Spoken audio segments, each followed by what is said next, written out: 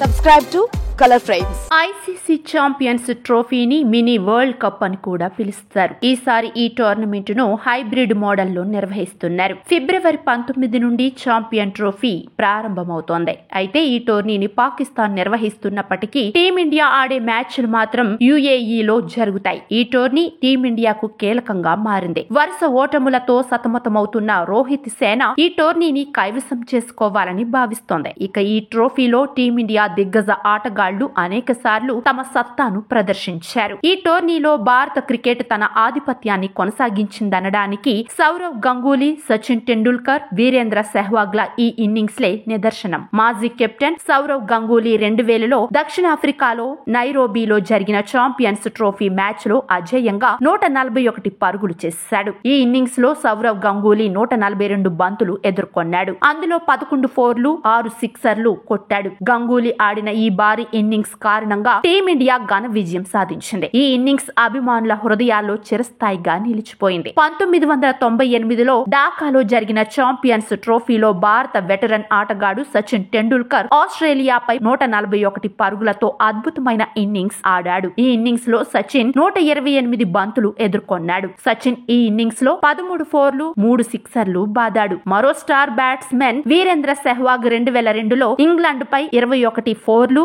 1 sixer సహాయంతో 126 పరుగులు సాధించాడు. వీడియో మీకు నచ్చినట్లయితే ప్లీజ్ లైక్ చేయండి, షేర్ చేయండి, కామెంట్ చేయండి.